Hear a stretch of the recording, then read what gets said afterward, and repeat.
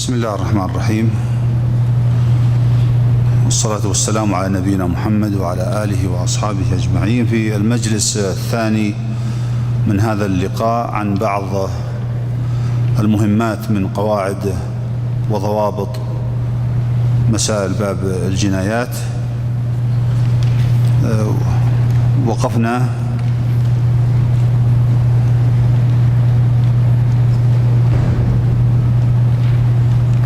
عند القاعدة 16. نعم، القاعدة 16: يستوفى القصاص بمماثلته لفعل الجاني ما لم يكن محرما في نفسه. مسألة المماثلة في القصاص مسألة خلاف معلوم وشهير عند أهل العلم. هل تشرع المماثلة في كل شيء، أو أن يكون القصاص فقط بالسيف؟ يعني هناك من حرق شخصا حتى مات، ومن غرقه حتى مات، ومن مثل به أو رضه حتى مات. هل يشرع أن يفعل بالقاتل بهذه الوسائل مثل ما فعل بالمقتول؟ هذه هي صورة المسألة. والمسألة كما ذكرت هي محل نظر واجتهاد وخلاف بين أهل العلم، وأقرب الأقوال وهو الذي اختاره الإمام ابن تيمية رحمة الله تعالى عليه هو مشروعية المماثلة في القصاص ما لم يكن الفعل محرما في ذاته، مثل من جرع شخصا خمرا حتى مات، فما نأتي نجرعه الخمر أيضا حتى يموت.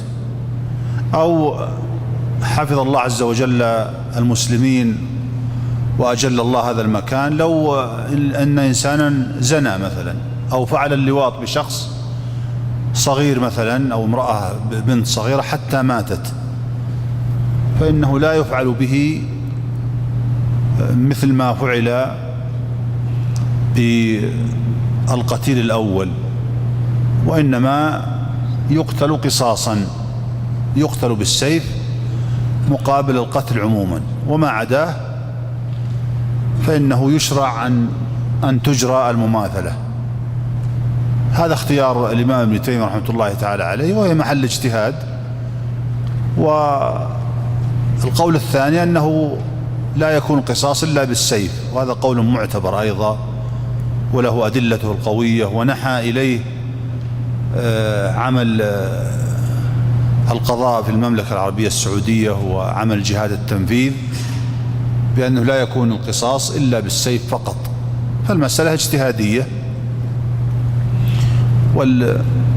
واختارت الدولة وفقها الله هذا القول، وهو أن لا يكون هناك قصاص إلا بالسيف. والحقيقة إذا كان هذا ترجيحي من الناحية العلمية البحتة، فإنه لا يعني مثلا لو يعني كنت في مقام أن أستشار في هذا الأمر أن أنظر من باب السياسة الشرعية.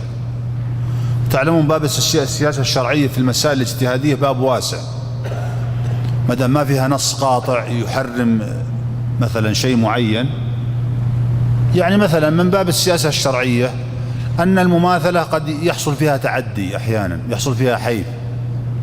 كذلك أيضا تولي ولي الدم مباشرة قتل القاتل بنفسه، هذا قول بعض أهل العلم أيضا الدولة لم تعمل بهذا، لأنه قد يحصل مع الغضب ومع النفس المشحونة شيء من التعدي في القتل إذا تولى بنفسه قتل القاتل. فهذا يدخل في باب السياسة الشرعية في مسائل الاجتهاد. لكن لو جاء يوم من الأيام أمكن ضبط هذه الأمور بأي طريقة وبأي صورة وبأي وسيلة، قد تكون مقتضيات السياسة الشرعية أن نعود إلى الراجح في هذه المسألة. ولكن أيضا نعدل عن الراجح إلى المرجوح إذا كان هناك مقتضيات في باب السياسة الشرعية قد نحتاج معها إلى أن يكون القصاص بالسيف فقط مهما كانت طريقة قتل التي قام بها الجاني. وأما ما ورد في النهي عن التحريق والنهي عن التغريق والنهي عن التمثيل والمثلة، كل هذا يحمل على الصحيح إن رجحنا هذا القول، يحمل على مطلق العقوبة، يعني لا تعاقب بالتحريق ولا تعاقب بالقتل، عفوا بالتمثيل. لكن لما كان هذا من النصوص العامة جاءت نصوص القصاص لتكون أكثر خصوصية.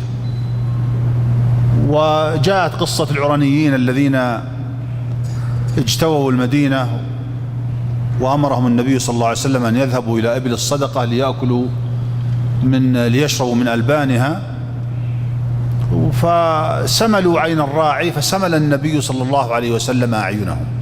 هذا باب قصاص ترى، ليس باب حرابة. الحرابة هذا في القتل وفي تقطيع الأيدي والأرجل من خلاف، لكن سمل العين هذا نوع من المماثلة فيما فعلوه. وفي حديث من حرقناه، لكن في سنده كلام، ومن يصححه يجعله من ضمن الأدلة الجزئية التي دلت على أن هذا جائز في القصاص.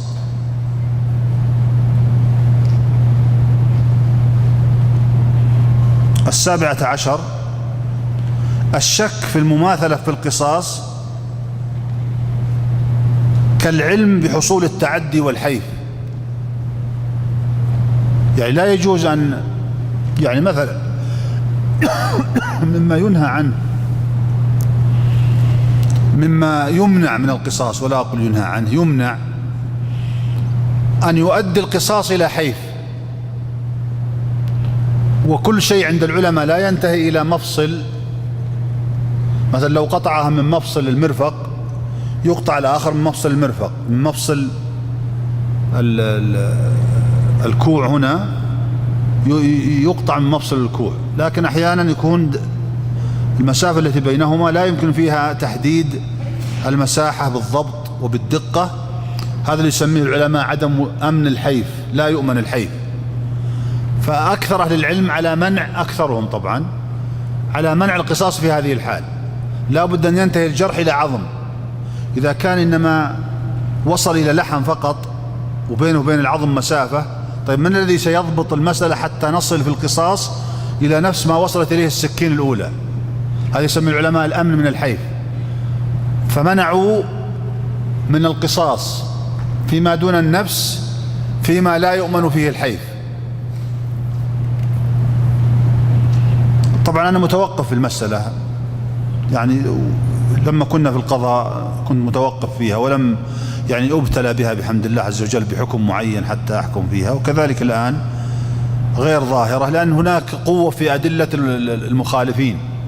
من قال يجوز، لا سيما في الوقت الحاضر، يعني أصبح إمكانية القياس والدقة والوصول من خلال الأشعة إلى الموضع الذي وصل إليه الجرح الأول صار ممكنا الآن. في السابق لا يمكن أن تعرف، إذا دخلت السكين ما أدري أين وصلت السكين. فأنا أريد أن أقابل الأدلة بالأدلة فقط والتعليلات بالتعليلات. أما الترجيح فلم يظهر لي فيها شيء، تحتاج إلى المزيد أيضا من البحث والتقصي. لكن ربما وجد في التجهيزات الطبية المعاصرة ما يمكن فيه أن يتم القصاص من غير حيف، من غير ما نزيد على المقتص منه بما فعله الجاني الأول. فهنا من ضمن القواعد، بس لما ذكرت الحيف، الشك في المماثلة في القصاص كالعلم بحصول التعدي والحيف. إذا شككت بحصول المماثلة حتى في تنفيذ، الآن سيغرق، الغرق قد يؤدي إلى حيف وزيادة. التحريق قد أشك هل أصيب منه مثل ما أصاب الأول، حرق نصف الجسم بعض الجسم حتى مات، كل الجسم، نوع المادة الحارقة. فإن شككنا في حصول المماثلة عند تنفيذ القصاص فالشك فيها يكون كالعلم بالحيف، فلا يجوز أن تتم عملية القصاص وعندنا شك في إمكانية المماثلة. هذا معنى هذه القاعدة، وهي واضحة ولا تحتاج إلى يعني وقفة. 18 يرجع في التحقق من الحيف أو عدمه إلى أهل الخبرة، سواء كان ذلك في القصاص في النفس إذا أردنا أن نحرق من حرق على القول الآخر، أو أن نغرق من غرق، أو أن نمثل بمن مثل حتى مات، فنرجع فيه إلى أهل الخبرة، وهم في هذا الوقت هم الأطباء الجراحون.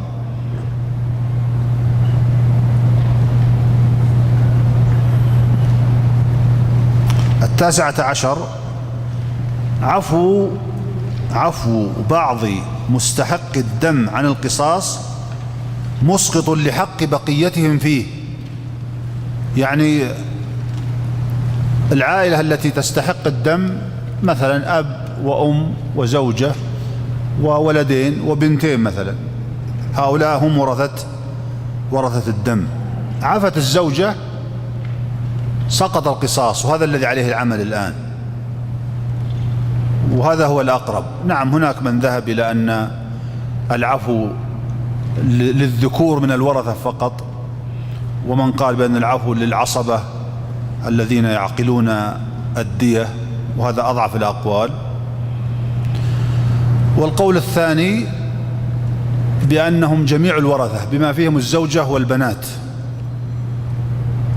وهذا أرجح الأقوال وعليه العمل في الوقت الحاضر. وما هو التعليل يا إخوان إذا قلنا بأن عفو بعضهم يسقط حق البقية في القصاص؟ شو التعليل؟ ماذا ترون من التعليل؟ نعم يا شيخ. لا يتبعض. إيه نعم، لا يتبعض. طيب وش إكمال؟ صحيح كلامه، هو جزء المقدمة الأولى من الدليل أو التعليل. إذا كان لا يتبعض، وش النتيجة اللي نصل إليها في هذا؟ يعني افترض أن الزوجة مثلا الأم لها السدس وعفت الأم، طيب كيف نستنقذ نصيب الأم من هذا القاتل؟ مو بالسدس هو؟ ما يمكن نقتل الشخص ونستبقي سدسه، وهو نفس عبارة الشيخ أنه لا يتبعض، لا يمكن أن تجزأ هذه المسألة. فإذا عفى شخص سقط حق البقية، وهذا الحقيقة من تشوف الشريعة إلى حفظ النفوس. والشريعة هنا قدمت، أو من رجح ذلك بقواعد الشريعة رجحوه على ما شرعته الشريعة من القصاص من التشفي. أليس من علل ومقاصد القصاص التشفي حتى تقف الثائرة وتنتهي النائرة ولا يعود بين الناس بعد ذلك دماء؟ نعم، لكن لما أن وقع هذا العفو وأنه لا يتجزأ ولا يمكن أن نحافظ أن نستحيي ونستبقي نصيب من عفا، فوجب أن يكون العفو شاملا أو ملزما للجميع. القاعدة 20 وهي مهمة ترى، ويكثر عليها السؤال والنزاع بين ورثة أولياء الدم. عفو بعض الورثة عن القاتل بعوض لا يسقط حق البقية في ذلك العوض. أحيانا يأتي القاتل أو من معه من أقاربه ثم يذهبون إلى الزوجة مثلا، ولا يذهبون إلى الطيع من الأولاد، ثم يقولون لك مثلا 10 مليون وعف عن نصيبك حتى يسقط القصاص. اتفقوا معه وأخذ 10 مليون، أو وضعوها عند أمين، أو وعدوه أنه إذا عفا أن يسلم له 10 ملايين ريال. هنا هل يكون 10 ملايين هذه حق له وحده والباقون يتقاسمون الدئة اللي 370,000. ترى قول الأكثر أنه يسقط حقهم ولا لهم إلا الدية المقدرة شرعا، وإن كان بعض الباحثين ينازع في كونه الأكثر. الحنفية ليس لهم، لم نجد لهم كلام الحنفية، وهناك من كان كلامهم فيه محتمل، لكن مذهب مالك رحمه الله بأنه على القاعدة التي ذكرتها اليوم، وهي أنهم يقتسمون ما تم الصلح عليه. وش تعليل القاعدة يا إخوان هذه؟ وش تستطيع أن تعلل وتقوي هذه القاعدة؟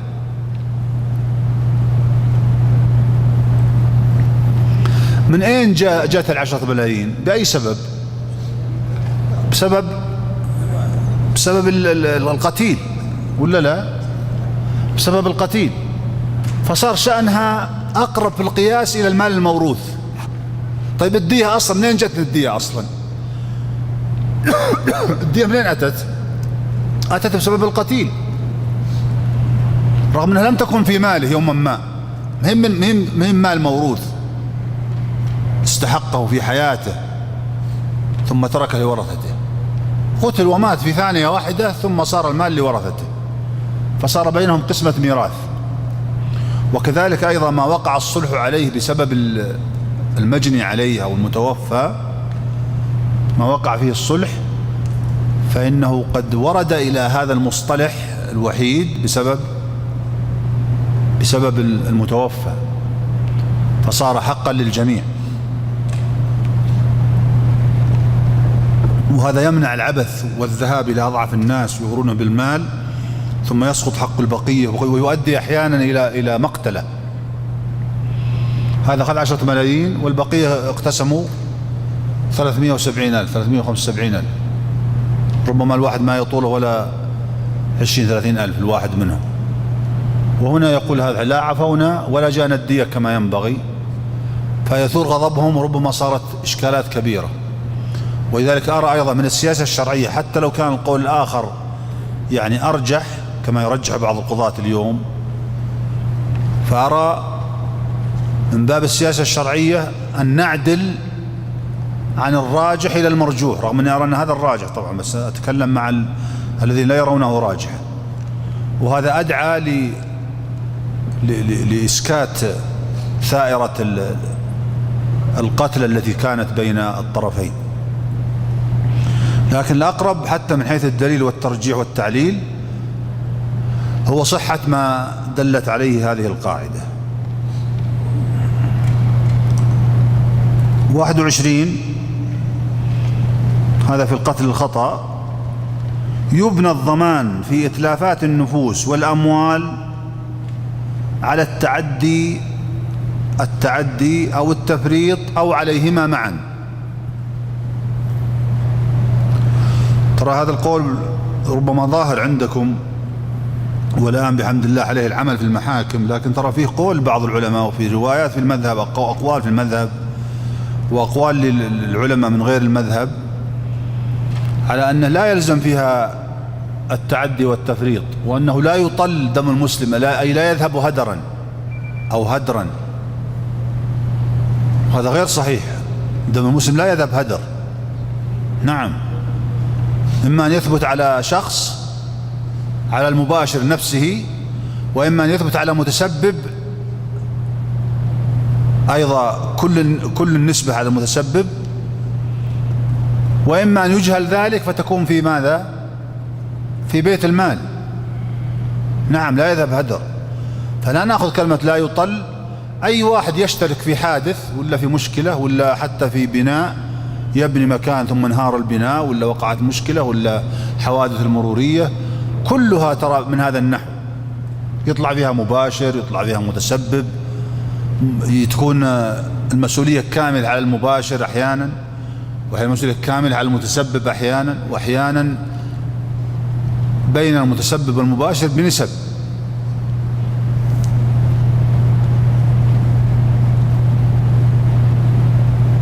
طيب ما هو التعدي؟ التعدي هو أن يفعل شيء أن يفعل المرء شيئا ليس له أن يفعله، هذا التعدي. يعني مثلا في القضايا المرورية مثلا معاكسة خط السير مثلا، قطع الإشارة، كل هذا تعدي. الدخول في مكان غير مأذون، هو الرجال مسكر بيته ولا حوشه ولا مزرعته وواضع فيها حفريات وواضع فيها، دخل الرجل وطاح في الحفريات، من الذي تعدى؟ الداخل. لكن لو أذن له بالدخول ثم ما حفظ مزرعته هذا مو متعدي. أذنت لهم بالدخول فلا بد أن إما أن تعلمهم وإما أن تضع عليها علامات حتى لا، أو حواجز حتى لا يقع الناس فيها. ما هو التفريط؟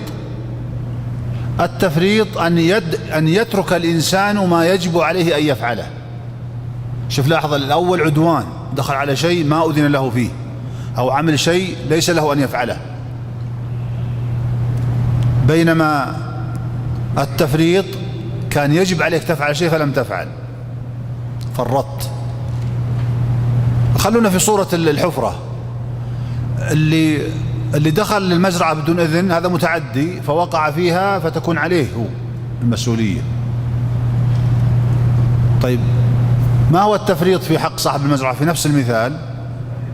ألا يضع عليها حواجز لعماله أو لمن أذن له بالدخول، هنا فرط، حين فرط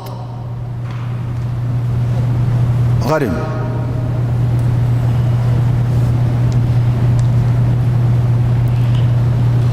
والتعدي يا اخوان والتفريط في صور كثيرة. طبعا أنا سأجمع ما يسمى تعديا وما يسمى تفريطا، لأن كلها سبب من أسباب الضمان: مخالفة الشريعة، مخالفة الأعراف، مخالفة العادات، مخالفة الإذن المعتبر، مخالفة النظام الذي يسنه ولي الأمر. لها أمثلة كثيرة. مسافة الأمان، قال لك مسافة الأمان لسرعة مثلا 120 هي مثلا 150 متر، هذا معناه اللي وضع هذا النظام أيضا وضع بناء على قول خبراء فيما يسمى بقانون حركة الأجسام. فأنت إذا كانت المسافة 50 متر معناه إذا كنت تمشي 120 لو ضربت فرامل لابد تصدم. فماذا فعل لك؟ قال لك لازم تكون مسافة الأمان للسرعة الفلانية هي كذا، ولسرعة كذا كذا، واللي يمشي 80 تكون مسافة 70 متر، وهكذا. فأنت هنا قد تعديت، لم يؤذن لك بأن تسرع هذه السرعة فوقع بسببها حادث. الإضاءة، وما أكثر ما تقع الحوادث من الإضاءة الخلفية للسيارات. الإطارات، المكابح، زيادة الحمولة، السرعة، تغير اتجاه السير، الهجولة في الشارع، ما يمشي المسار ثم يعطي إشارة للانتقال للمسار الآخر، يعني يعتبر الطريق هذا كأنه يعني بيت أبوه، يعني متى ما شاء دخل هذا المسار ومتى ما شاء خرج من هذا المسار. وهذا طبعا يصير سبب من أسباب الإدانة عند رجال المرور. مخالفة السير، أولوية المرور في الدوارات، الرخصة سبب من أسباب الإدانة والمسؤولية الجنائية في حوادث الخطأ. إنسان ما عنده رخصة، أبغى جواب يا نعم. ما أعطي رخصة، لا، ولا تعلم القيادة جيدا، لكن الحادث ما وقع بسبب عدم معرفته للقيادة. يعني جاء إنسان عليمي لكنه ماشي في دربه، ما عنده مشكلة، ما يعرف يسوق، له سايق 10 أيام أسبوع. فهل الرخصة وتعلم القيادة سبب من أسباب الإدانة واعتبار المسؤولية مثلا في القتل الخطأ ويترتب عليها الدية والكفارة؟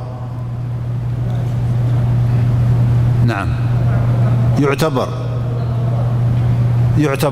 من اللي يقول ما يعتبر؟ اللي يقول ما يعتبر ليه؟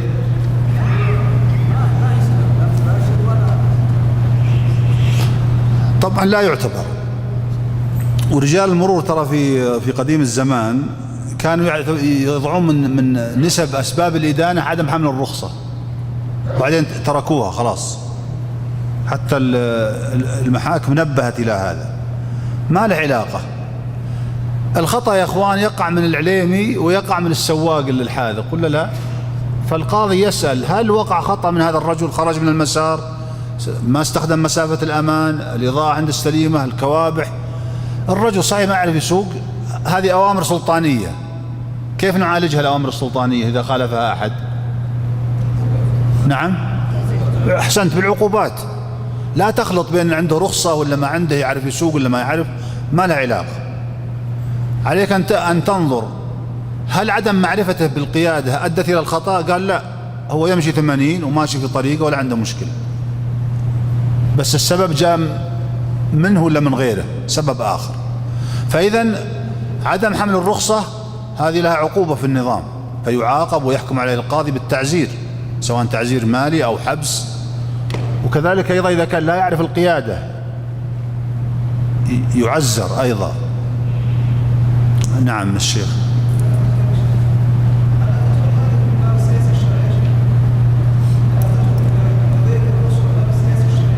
أنه يدان بسببها؟ لا، ما تدخل، ما تدخل. هذه مبنية على الخطأ. هذا تسببت أنا في الوفاة، لأن الشرع هذا بحت. السياسة الشرعية أنك تضع غرامة وتضع عقوبة وتضع سجن ويحكم بها القاضي، نعم هذا صحيح. لكن ما بقي لا. هل الرجل خرج عن مساره؟ هل الرجل خالف أنظمة المرور؟ هل خالف نظام مسافة الأمان؟ إلى آخره مما قد يكون سبب من أسباب الحوادث.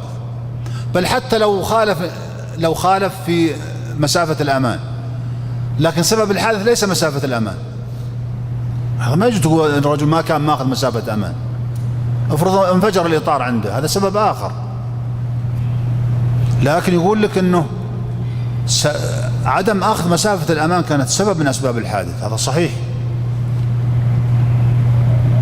وكذلك لو ما أخذ مسافة الأمان ولا وقع حادث، ماذا نفعل؟ تسوي له عقوبة. لو خرج عن المسار من غير ما يعطي إشارة نعطيه عقوبة أيضا. لكن رجل الخبير بأنظمة السير هو يعرف أن هذا أدى إلى الحادث. وللمعلومية ترى فيه في الدول الأخرى فيه أكاديميات متخصصة في دراسة أو ما يسمى بقانون حركة الأجسام، أو حتى ما هو أشمل من ذلك. قانون حركة الأجسام هذا واحد مما يدرسه الخبراء لتحديد نسب الإدانة ومعرفة السرعة ومعرفة الاتجاه ومعرفة عطل السيارة وأشياء كثيرة مبهرة جدا. ولعلها إن شاء الله يعني تكون في هذه البلاد، بحيث يتخصصوا ناس لدراسة مثل هذا العلم الدقيق، حتى تكون نسب الإدانة أكثر دقة. هي دقيقة الآن لكن تكون أكثر دقة وأقرب إلى تحقيق العدالة بين أصحاب الحادث الواحد. طيب، الظواهر الكونية، الضباب، الغبار، أحيانا في بعض المرتفعات تكون قريبة من الشوارع ولا لا؟ المرتفع يكون على الشفا، الشارع يكون على الشفا. أحيانا يجي الضباب ثم ترفع هبة ريح سريعة ثم يغطي الطريق في ثانية واحدة ولا لا؟ ثم تقع حوادث. على من هذه؟ على من؟ على بيت المال. نعم، هذه الدم لا يطل، صحيح، فذهبت النفوس.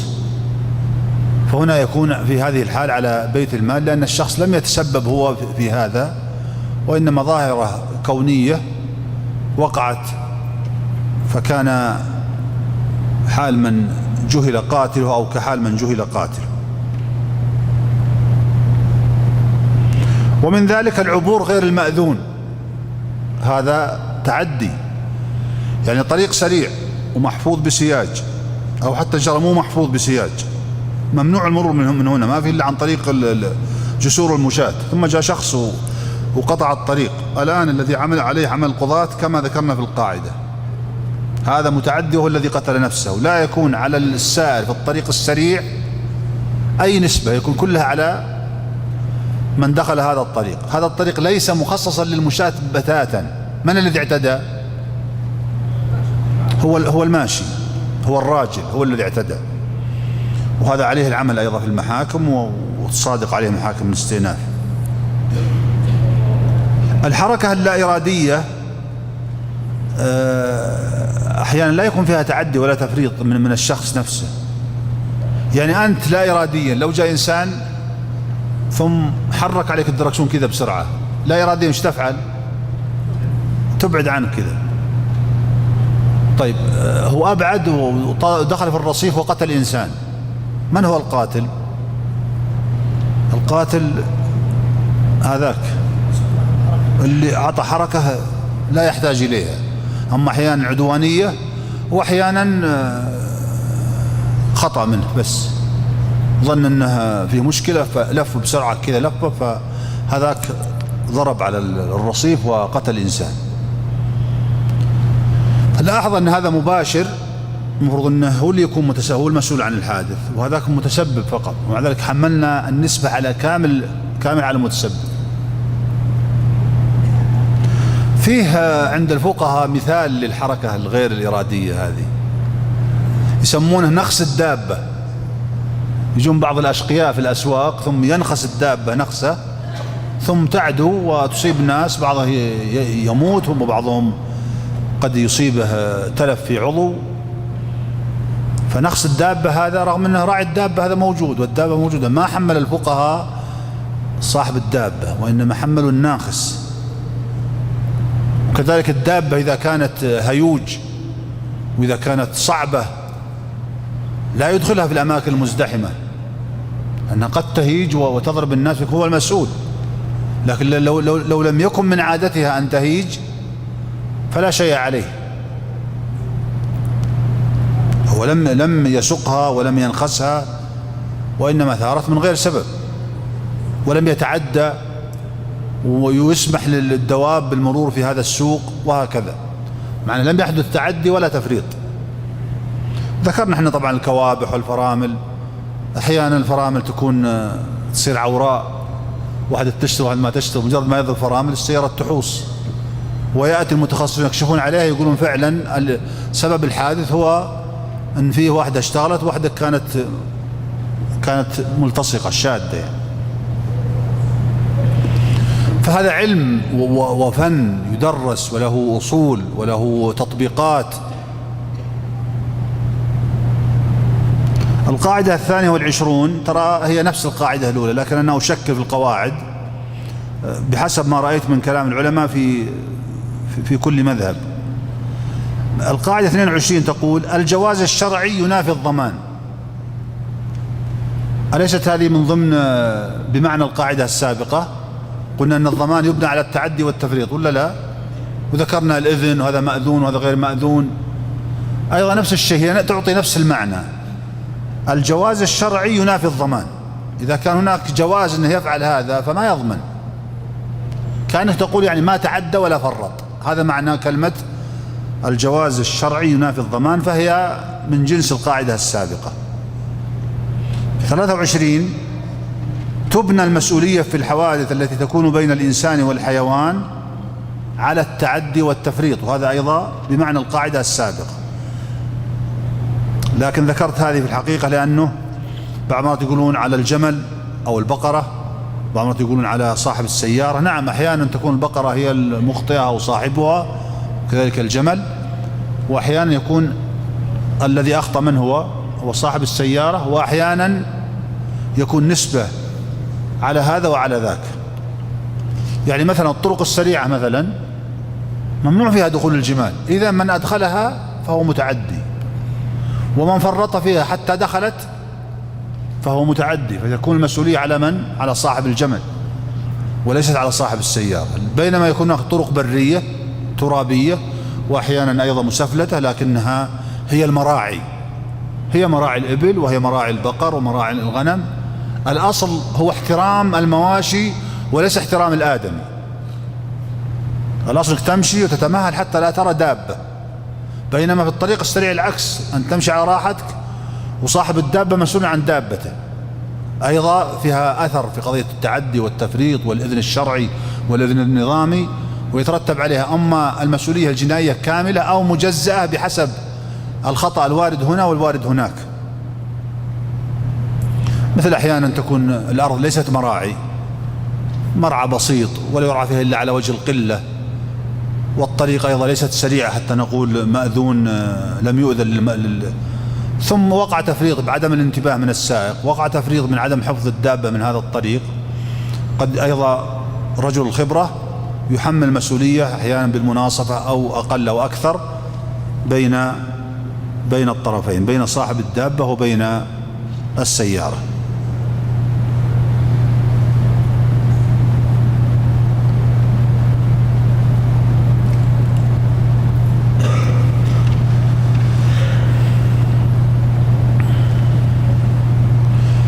طيب أنتم تسمعون أن ما أتلفته المواشي في الليل يكون على أصحابها، وما أتلفته في النهار يكون على أصحابها، وما أتلفته في الليل يكون على إذا أتلفت في الليل فيكون على أصحاب المواشي، وإذا أتلفت في النهار نعم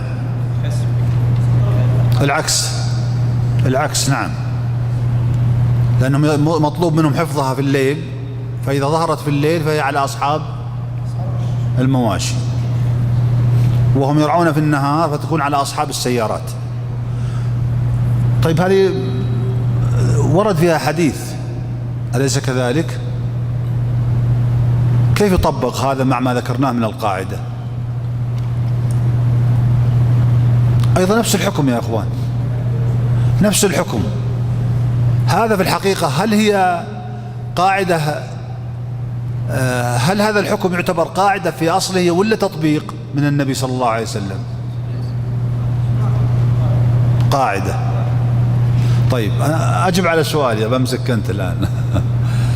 طيب لو أن الناس مثلا في بلاد حارة جدا وصاروا يرعون في الليل ويحفظون المواشي في النهار، وخلاص هذا البلد بلاد حارة ويصعب على المواشي وعلى الرعاة أن يرعون في النهار، فصاروا يرعون في الليل. لا نبغى نمسكه يعني. إذا قلت قاعدة معناه خلاص قاعدة. ها؟ كيف؟ لا اسمح لي هالمرة، افترض انهم اطلعوا اتفقوا في هذا البلد في هذا المكان على ان الرعي في الليل ويكفونها في النهار. تدري شو القاعدة اللي تمسك فيها صحيح؟ القاعدة اعتبار التعدي والتفريط والإذن بس. إذا غيروا الناس هذا الأمر، القاعدة احنا نمشي مع التغيير. وسيأتي هذا من ترى بعض الناس يقول كيف نرد الحديث ولا نقبل، نقول الأحاديث أصلا ترجع إلى قواعد. النبي صلى الله عليه وسلم يسوي تطبيقات أصلا، يسوي فروع، فما نأتي ناخذ التطبيق الفرعي ونجعله أصل. وكل حادث، وهذا ترى وجدناه في بعض القرارات سابقا وانتهى أيضا رجال المرور منه، يكتبون ونظرا لأن الحادث في الليل، لأن الحادث في النهار. طيب الحادث في الليل صحيح، لكن عفوا في النهار لكن في طريق سريع محفوظ. هم يأتون يأخذون الحكم القاضي، القاعدة اللي يعمل بها القاضي يطبقونها هم. لا، أنت كخبير هل هذا مفرط؟ الخبير يبني على الواقع، يبني على قانون حركة الأجسام، يبني على الأنظمة، يبني على الأذون، هل هذا الفعل مأذون فيه وغير مأذون، يبني عليه ويستصدر منه النسب التي تلزم كل طرف من أطراف هذا الحادث. أما أن يأتي يقول بأنه ورد حديث أن هذا في الليل فإذا تكون نسبة عليه، لا، الحديث أصلا نفس الحديث مبني على ماذا؟ على الأذون، على وجود الإذن وعدم الإذن، وعلى التعدي وعدم وجوده، وعلى التفريط وجوده وعدما. فعليك أن ترجع إلى الأصل، القاعدة الشرعية كلها جاءت بها الشريعة. الحديث جاء من الشريعة الحديث هذا، والقاعدة الأصلية جاءت بها الشريعة أيضا، وسيأتي لها مزيد بيان بعد قليل.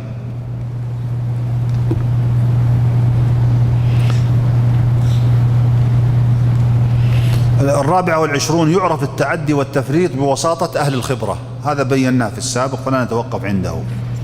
25، يقع الاشتراك في مسؤولية جناية الخطأ بين متسبب أو مباشر وبينهما معا، وهذا أشرت إليه أيضا منذ قليل. بعض الفقهاء يقول أنها على المباشر ولا تحمل على المتسبب إلا عند التعذر. لاحظ، عند التعذر ما يمكن أبدا، هذا غير صحيح. قد يكون السبب عليه، يقول اللي فر الدركسون حتى ألجأ الآخرين إلى إتلافات، يقول هذا المفروض أنه يحفظ نفسه، المفروض أنه يقبل أنه يسوي سحجة معه، سحجة ولا صدمة بسيطة دقجة، ولا يخش في الطريق الثاني. لا يا أخي، لو يمشي 100 وصدمني تنقلب السيارتين ولا لا؟ في أحيان كثيرة تتماسك الكفرات ولا تصير مشكلة ولا صدمات السيارات تنقلب. فأنا لا خيار لي، أنا فعلت هذا بشكل لا إرادي. فاعتبار القاعدة أنها على المباشر ولا تنقل إلى المتسبب إلا عند التعذر، هذا غير صحيح. مرة على المباشر كامل، مرة على المتسبب كاملة، مرة بين المباشر والمتسبب. مثل إنسان مثلا يمشي سرعة خفيفة 50 مثلا، ولو صار حكة لن تنقلب السيارة، ثم أيضا لم يكن عنده انتباه كامل حتى ينتبه السيارة حين دخلت في مساره، فهنا يكون نسبة على هذا ونسبة على ذاك، وأحيانا لا تكون كلها على المباشر أو كلها على المتسبب، وهذا كله بحسب رأي أهل الخبرة. شوف هذا النص، يقول ابن رجب رحمه الله: إذا استند في القواعد لابن رجب، إذا استند إتلاف أموال الآدميين ونفوسهم إلى مباشرة وسبب تعلق الضمان بالمباشرة دون السبب. هذا صحيح، هذا الأصل، إلا إذا كانت المباشرة مبنية على السبب وناشئة عنه، سواء كانت ملجئة أو غير ملجئة. ثم إن كانت المباشرة والحال هذه لا عدوان فيها بالكلية، استقل السبب وحده بالضمان. شوف، لا أعيد العبارة.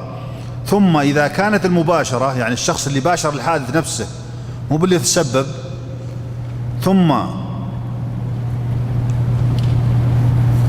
إذا كانت المباشرة والحال هذه لا عدوان فيها بالكلية، استقل السبب، يعني اللي لف بالسيارة، وحده بالضمان. وإن كان فيها عدوان شاركت السبب في الضمان.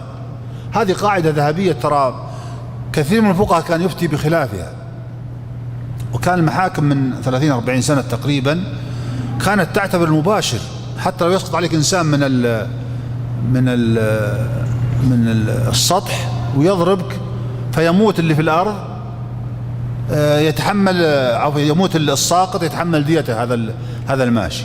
أنت باشرت يا أخي، لو طاح على أشد، طاح على الأرض. ومع ذلك اعتبرون قاعدة المباشرة المطلقة، بينما القاعدة كما ابن رجب مختلفة، وهي التي قررناها هنا، وهي التي عليها العمل الآن في المحاكم. لأن هذا هو من قتل نفسه حين سقط، مثل الشخص الذي لم يؤذن له فسقط في مكان.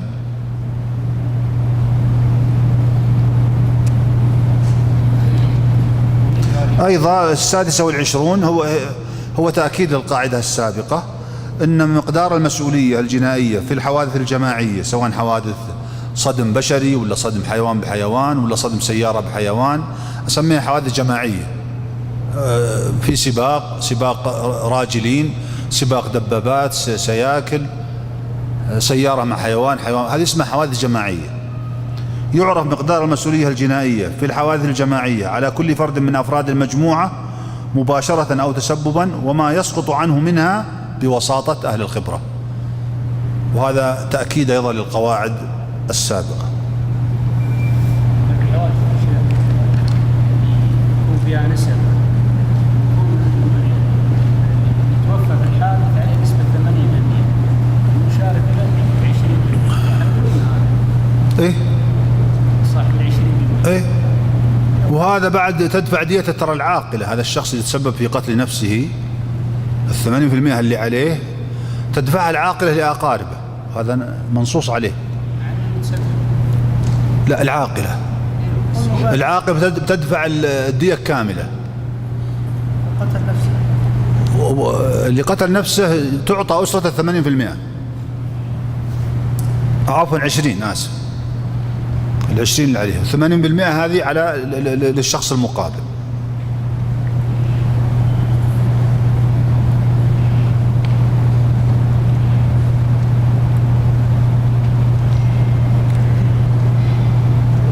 السابع والعشرون: إذا وافق تصرف من له يد على طفل ونحوه ما يفعله الناس عادة فمات فلا دية عليه ولا كفار. هذه الله يحفظنا وياك حوادث الأطفال، تركت فخرج فدهس. هذا لا أحصي الأسئلة التي تأتيني على الجوال وعلى الرسائل. تركت ذهب وحبى وخرج إلى مرآة بالسيارة أو الجراج فدهسه والده أو أخوه، خرج وكذا وكذا إلى آخره. أحيانا خرج وذهب إلى المسبح فوجدناه ميتا. هذه لا تحصى فيها الأسئلة في اعتبار المسؤولية الجنائية. هنا القاعدة هذه أخذتها من فتوى لشيخنا الشيخ بن باز رحمه الله في مسائل الجنايات في فتاواه رحمة الله تعالى عليه، وجعل العبرة أن تصرف من له يد على الطفل كان على وفق ما يفعله الناس عادة. يعني مثلا الطفل عندي ما هو متعود أبدا يطلع خارج البيت، ولا حتى خارج إلى الحوش الخارجي. تقولي لازم تسكر الباب ولازم تغلقه ولازم تنتبه للطفل وتكون معه 24 ساعة. هي فعلت، هي لم تتعدى ولم تفرط، فعلت كما يفعل الناس. لكن الطفل هي تعرف منه أنه يذهب كل مرة في الساعة مرتين يخرج إلى الحوش، وفي اليوم مرتين يخرج إلى الشارع. هنا يجب عليها أن تحتاط، يجب أن تغلق الباب وتغلق الباب الداخلي والخارجي إذا كان في الحوش أو في الشارع سبب من أسباب التلف. وهنا تترتب طبعا الدية وتترتب الكفارة وأشياء كثيرة من التسبب، لأنه الطفل يعني ليس مسؤولا عن نفسه، أنت المسؤول عنه. لكن إذا كان الوضع الطبيعي، ما الطفل خرج مثلا، وهذه أيضا سئلت عنها، كان فيه سطل ماء وفيه نصف تقريبا، فأراد أنه يعني يعبث بهذا الماء، ثم يعني حمل نفسه كثيرا حتى يصل الماء فوقع، صار رأسه كاملا داخل الماء وأرجله تقول هكذا من الخارج حتى مات. أيضا حادث عرضي هذا، وله معتاد، وفعلت كما يفعل الناس عادة، والطفل خرج عن الطور الذي اعتادته منه.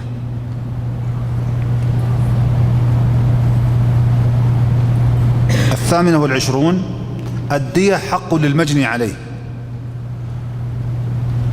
طيب هذا مات، طيب إذا كان قتل يعني أو وفاة، شلون حق المجني عليه؟ احنا نبغى نرتب عليها آثار. وش آثار هذه القاعدة؟ ها؟ كيف؟ التركة. طيب وش آثار التركة أيضا؟ أنه يكون من ضمن التركة قصدك؟ نعم صحيح. طبعا هذا له آثار أيضا كما إذا قلنا من التركة. يعني بعض الناس يقول الدية وضعت للتلطيف على من؟ على الورثة، فما لها دخل بديونه مثلا، الله شرعها لنا. ها؟ إذا قلنا حق المجني عليه صارت تركة، ومعناه أن الدائنين يأخذون حقوقهم من الدية. إذا قلنا لا، أن الله عز وجل شرعها لأجل التعزية والتعويض والتلطيف على ذوي المتوفى، قالوا هذه لنا ليست للمجني عليه، فما يدخل معهم الغرماء في قسمة الدية. فإذا قلنا بأنها حق للمجني عليه سواء القصاص نفسه أو الدية، فإن الغرماء يدخلون إذا كان عليه ديون، يبدأ بالتجهيز والنفقة ثم الديون ثم الوصية من التركة نفسها، عفوا من الدية نفسها أيضا.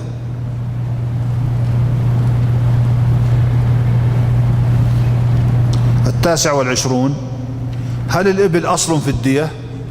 هذه طبعا طريقة لبعض من كتب في القواعد الفقهية مثل ابن رجب ومثل السيوطي والزركشي وغيرهم من كتبوا في القواعد والضوابط الفقهية. إذا كانت مثلا مشكلة يجعل القاعدة على شكل سؤال، ويترك لك البحث، وأنا أجعله على شكل سؤال وأترك لك البحث أيضا في هذه المسألة. لكن سنعتبر بأن الإبل أصل. وش معنى الإبل أصل؟ أصول الدين كما تعلمون هي الإبل والبقر والغنم والذهب والفضة، 5، وبعضهم يزيد فيها البز اللي هو الملابس. والصحيح أنها ليست هي اجتهادية في الحقيقة، فيؤخذ من أهل الإبل إبل، ويؤخذ من أهل البقر بقر، ومن أهل الشاء غنم أو شياه، ويؤخذ من أهل الذهب ذهب والفضة فضة، وهكذا. فهم يقولون هذه ليست أصول، الأصل فقط هو الإبل. الجميع يتجه إلى الإبل، حتى لو تشتري وتعطي ما دام انه بقيمة المثل.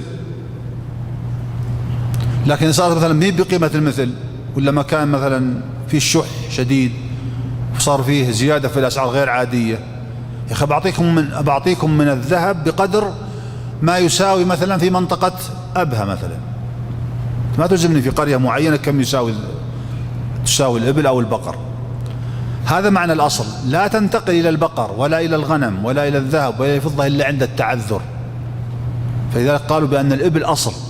بينما القول الآخر أن كل واحدها أصل لمن يتعامل بهذه الأشياء. فإذا قلنا أصل سيكون فيه ضيق شوي وحرج، خلاص تحتاج المسألة تحقيق هل هي أصل أو ليست أصل، تحتاج إلى بحث. لكن سنفترض أنها أصل نبني عليها القاعدة التالية، وهي القاعدة 30: إذا اختلفت أغراض أصل من أصول الدية اختلافا ظاهرا عما كانت عليه في عهد النبي صلى الله عليه وسلم، شرع اعتبار أصل آخر لم يحصل فيه تغير.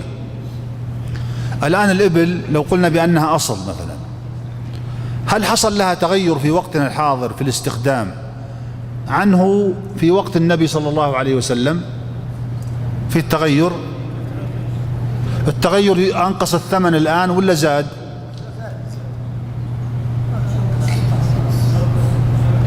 ما بقي إلا أنقص، خلاص. إذا قلنا ما زاد، كيف زاد؟ كانت أول هي الشاحنة، وهي ماكينة سحب الماء، أليس كذلك؟ نواضح يستخدمون، وهي الدبابة في الحروب، وهي ناقلة الجنود.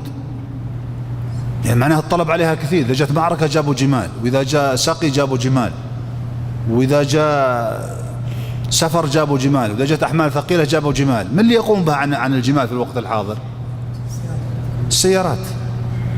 هل القيمة، أنا أقصد القيمة النسبية، ترى لا تقول لي القيمة الآن 10,000 ريال وقيمتها أول 1000 ريال، أنا ما أقصد هذا، أنا أقصد قيمتها في الوقت الحاضر. يعني من عنده 100 من الإبل في عهد النبي صلى الله عليه وسلم هذا غني، أليس كذلك؟ إيش 100 من الإبل؟ 100 من الإبل معناه أنه يذبح الحشيان ويأكل ويشرب اللبن ويستفيد من فائدة ويهدي ويتصدق، هذا شأن الأغنياء. الآن اللي عنده 100 إبل تساعده بالزكاة أحيانا، أليس كذلك؟ ايش يسوي فيها؟ ينفق عليها هو، صحيح يربح منها ربح لكن ما يكفيه ما يأخذ من أرباحها لتغطي حاجته، فبعضهم يحتاج إلى الزكاة. فلاحظ اختلاف الحالين. فنقول لو اعتبرنا بأنها أصل، المفترض ننتقل إلى أصل آخر من الأصول التي نص عليها في كتب الفقه لكن لم يحصل عليه تغيير. ما هو الأصل من الأصول التي ذكرناها منذ قليل لم يحصل عليه تغيير؟ لا، الذهب فيه التغيير. ترى الذهب ألم يكن يستخدم في النقود؟ الآن بالله عليك لو الآن الدولة قالت بدل الورق تكون مسكوكات ذهبية وفضية، ما يزيد سعر الذهب؟ يتضاعف 3 مرات. كان الناس الذي في أيدي الناس في عهد النبي صلى الله عليه وسلم من الذهب ليس حلي، الغالب الأعظم هو إيش؟ هو النقد، الدينار والدرهم، أيضا تغيرت قيمته. أنا أقول الذي يقترب من أن يكون، أحسنت، الشياء غرضها لحم، فيه فرق بسيط اللي هو الحليب، كانت يستخدم لبنها وله أثر ودور، لكنه الفارق يسير. ومثلها البقر تقريبا، البقر طبعا كانت نواضح أيضا، كان لها دور أيضا قريبة من الإبل شوي. لكن الذي لم يتغير في الغالب هو الشياه. والشياه الذي ورد في حديث عمر رضي الله عنه أن الشياه 1000 شاة، وفي رواية عنها 2000 شاة. لو أنها 2000 شاة وتشتريها بالجملة قيمة 500 ريال مثلا، كم تطلع؟ مليون. تطلع قريب من هذه اللي ما تغيرت تقريبا، على القول بأنها 2000، في قول بأنها 2000، قول بأنها 1000. فتكون على هذا قرابة من 600,000 700,000 إلى المليون على حسب قيمة وأسعار هذه الأغنام.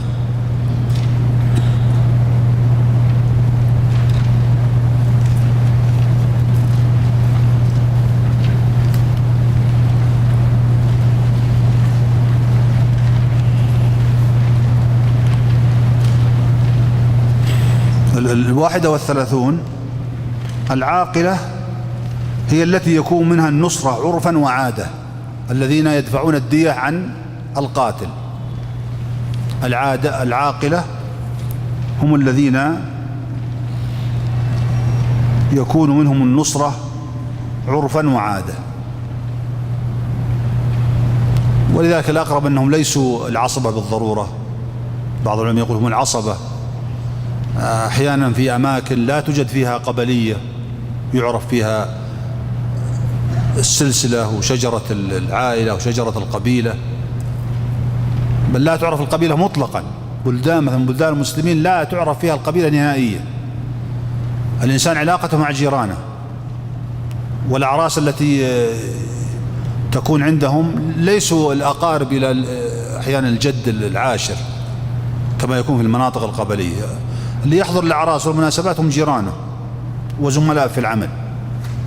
طيب كيف تكون عاقلة هؤلاء؟ وهذا موجود.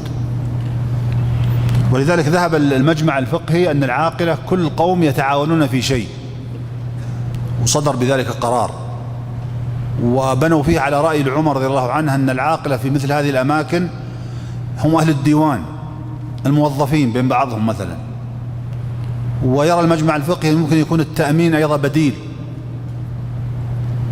التأمين، ويمكن الدولة أنها تساعد بأقساط التأمين الأشخاص الفقراء، مثل أصحاب مثلا حساب المواطن مثلا. القسط التأميني يسير، ما في شيء القسط التأميني،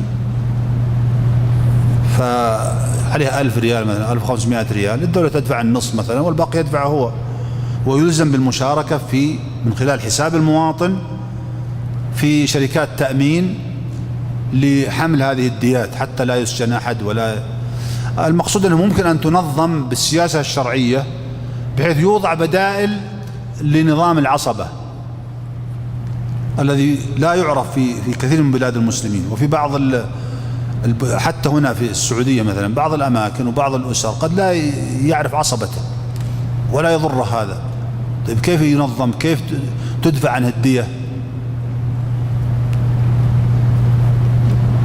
فأيضا لعل المجامع الفقهية أن تبحث هذه المسألة بحيث تكون للسياسة الشرعية دور في وضع صناديق ملزمة لتحمل هذه الديات، ولو لم يدفعوا بس لابد ينتظم.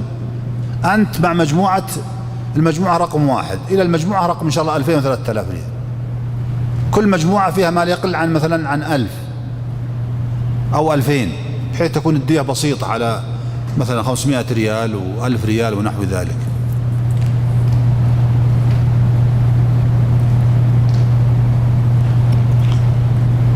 القاعدة 32: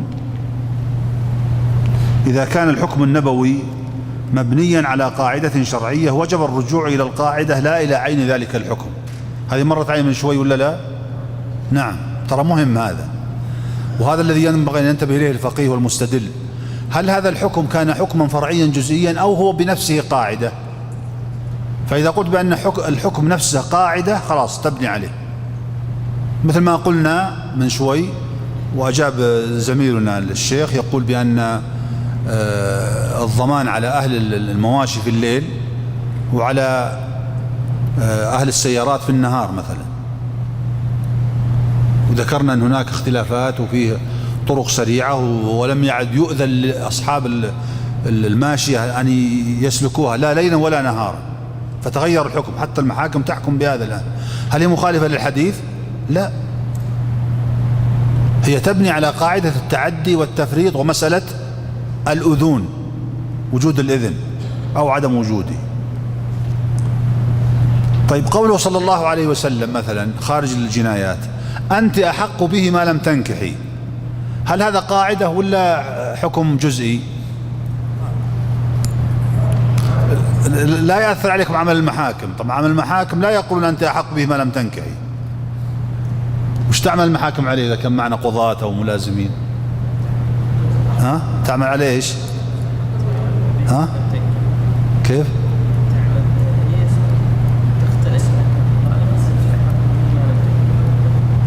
لا، المستقر في الاستئناف والمحاكم اعتبار الأصلح للمحظون. ما هو الأصلح للمحظون؟ فننظر إلى صلاحه. قد يكون الأب غير جيد والأم غير جيدة، أسباب مادية، أسباب أخلاقية، أسباب في الحي غير جيد والحي هناك أجود، وهكذا. فالقاضي أولا يبحث وين الأصلح، فإذا رأى أن الأصلح المحظون يكون عند الأب جعله عند الأب، وإذا الأصلح يكون عند الأم جعله عند الأم. لكن متى يقع الإشكال أو البحث؟ حين يكون صالح عند الأم وصالح عند الأب بنسب متساوية. هنا نقول أنت أحق به ما لم تنكحي. نعم. وعلى هذا العمل الآن عمل المحاكم على هذا، هو لا يوجد عند المرأة مطلقا، ولا عند الأب مطلقا، ولا عند الأم مطلقا، وإنما ينظر فيه إلى صلاح المحظون. فلاحظ أن عمل القضاة هنا اعتبر أن الحديث أنت أحق به ما لم تنكح اعتبره أنه حكم في واقعة اقتضت أن تكون هي في هذه الواقعة أحق به ما لم تنكح، وأن القاعدة الكلية هي اعتبار صلاح المحظون. طيب عندنا مثال يا إخوان في باب الجنايات، مثال لهذا اللي ذكرناه الآن في موضوع ضمان جنايات البهائم. مو بظاهر الحديث أن على أهل الماشية حفظها بالليل وعلى أهل الزرع حفظها بالنهار، أليس كذلك؟ نعم. فنقلوها إلى أحكام الطرق السريعة وأحكام حوادث السيارات في الطرق السريعة، وهذا يعني في نظر كما ذكرنا. فاعتبروا بأن هذا هو بناء على العرف والعادة الجاريين، فإذا تغيرت تغير معها الحكم الشرعي، تغير معها الحكم الشرعي الإفرادي. أما الحكم الشرعي الكلي لم يتغير، وهو اعتبار التعدي واعتبار التفريط. كل هذه تعتبر من القاعدة الشرعية الكلية.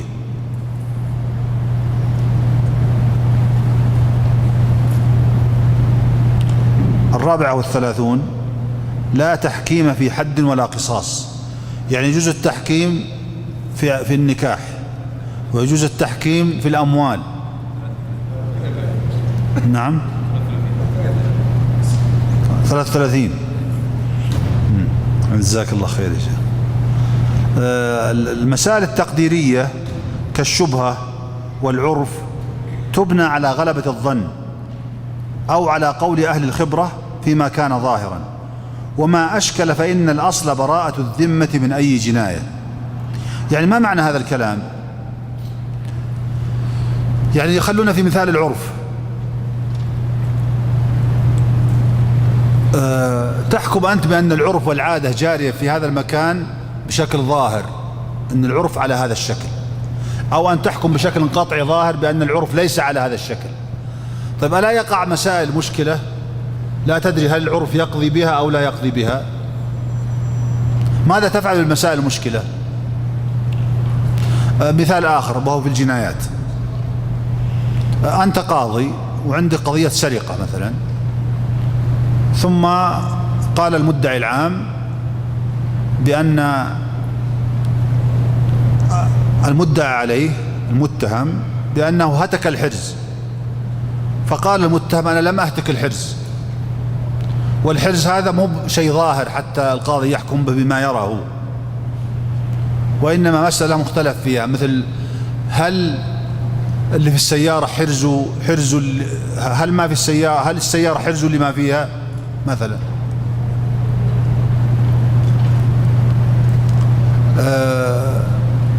ألم يقل الفقهاء في الحرز مثلا بأنه يختلف حرز الشيء بالنظر إلى قيمته ولا لا؟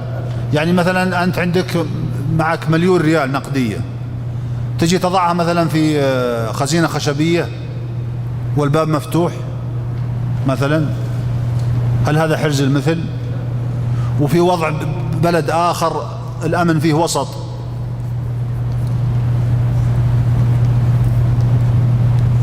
وهكذا العرف، الشبهة، الحرز، هذا كلها أحيانا في أحكام الجنايات. في غير الجنايات حدث ولا حرج، مثل القبض، اعتبار هذا قبضا أو لا يعد قبضا من جهة العرف.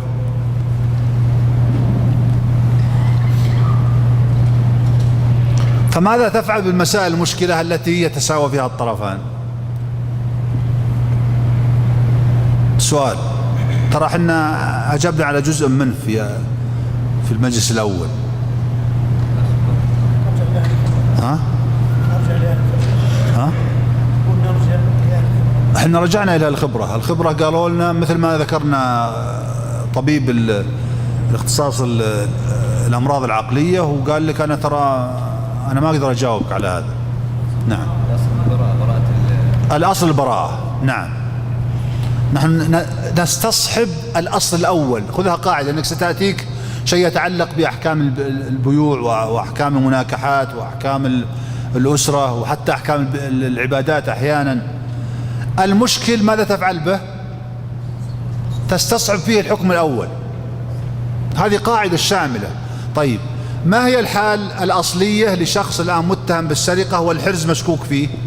وش الأصل؟ الأصل أنه بريء، فأنا أستبقي هذا الأصل. طيب، خلنا مثل بس حتى تتضح الأمر أكثر خارج باب الجنايات. في القبض اختلفوا هل وقع القبض أو لم يقع. اختلفوا لأنه تلف المبيع، والتلف والضمان متعلق بالقبض. قال أنت قبضت، أنا ما قبضت، أنت قبضت. والآن جاء الرجال يقول عطني قيمته، يقول المشتري تلف وهو في عودتك، قال لا قبضته. ثم بعثنا أهل الخبرة قالوا ترى ما ندري. طبعا 90% من القرارات الخبرة أو 95% يقول لك هذا قبض، ولا يقول لك هذا مو بقبض. لكن أحيانا قليلة يقول حتى أهل الخبرة يقولون ترى هذا مشكل عندنا، أنت سوي ما تراه القاضي. هل يضيع القاضي؟ لا، ما يضيع. الأصل المبيع في عهدة من؟ في عهدة البائع. إذا أنا ما قلت مطلقا بأنه بريء ولا غير بريء، أنا أقول نعود إلى الأصل السابق.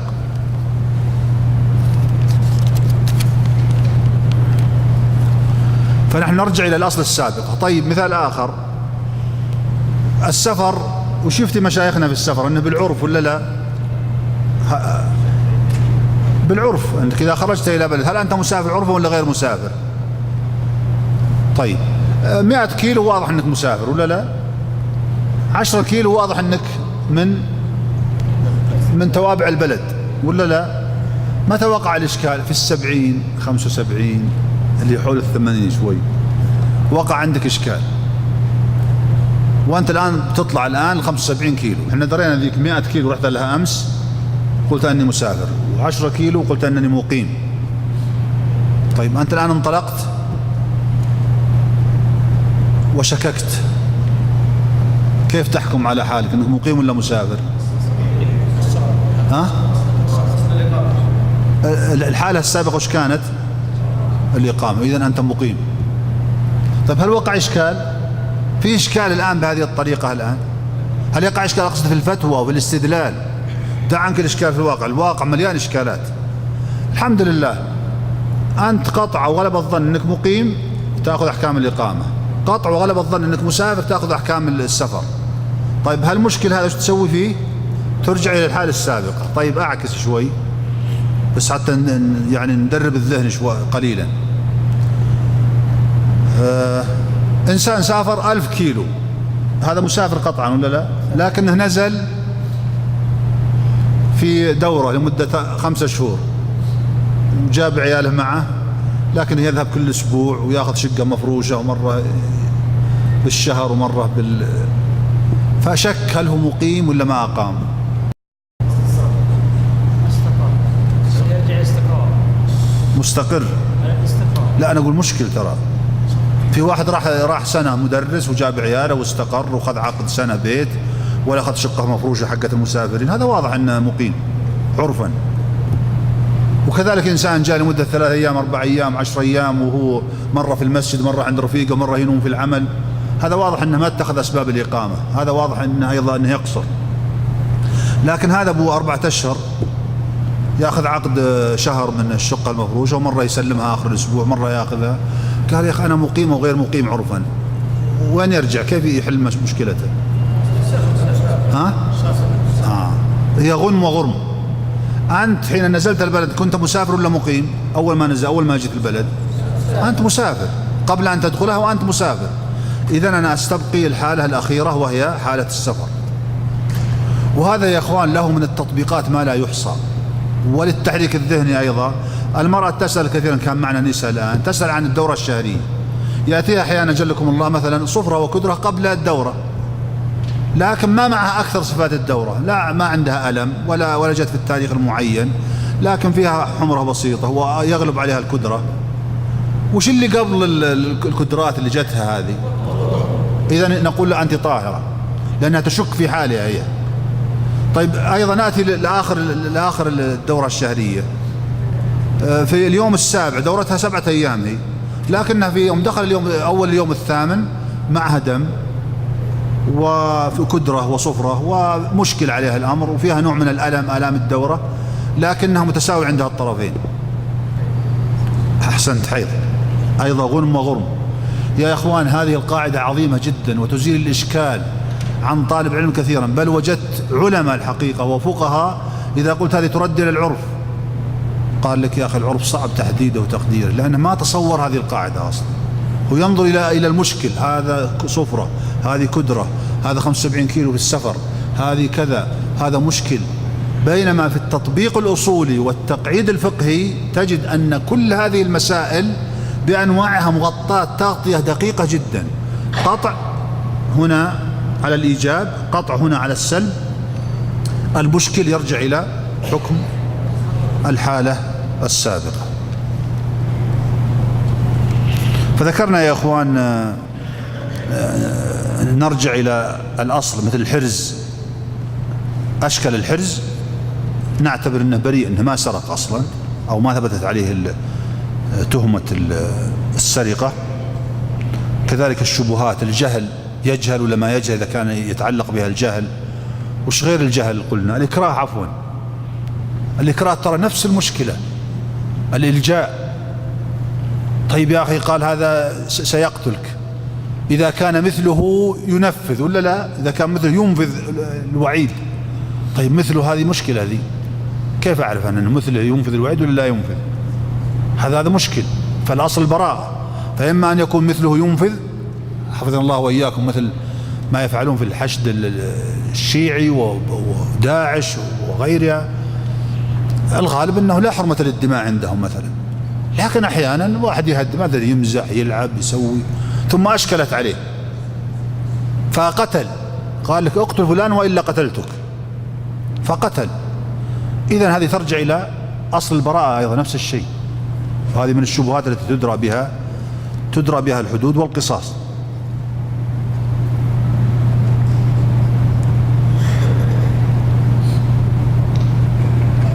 إذا قلنا لا تحكيم في حد ولا قصاص، الحدود الشرعية مثل الزنا ومثل القذف أيضا ومثل السرقة، كذلك القصاص ما في التحكيم. وجاء المحكمون قالوا إن عليك القتل وأنت تسلم من القتل، هذه لا تحكم فيها، وحكي فيها الإجماع فيما يتعلق بالقصاص. 35 والأخيرة، لا يصح الرجوع عن الاعتراف إلا لشبهة.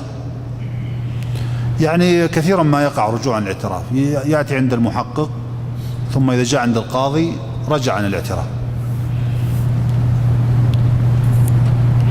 فبعضهم يقول بأنه يقبل الرجوع عن الاعتراف. لماذا؟ لأن الرسول صلى الله عليه وسلم قال في شأن ماعز: هل تركتموه يتوب فيتوب الله عليه.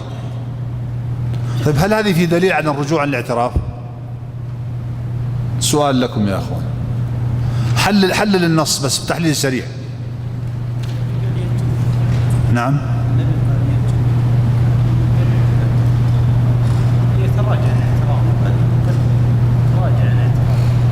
بس ما في رجوع.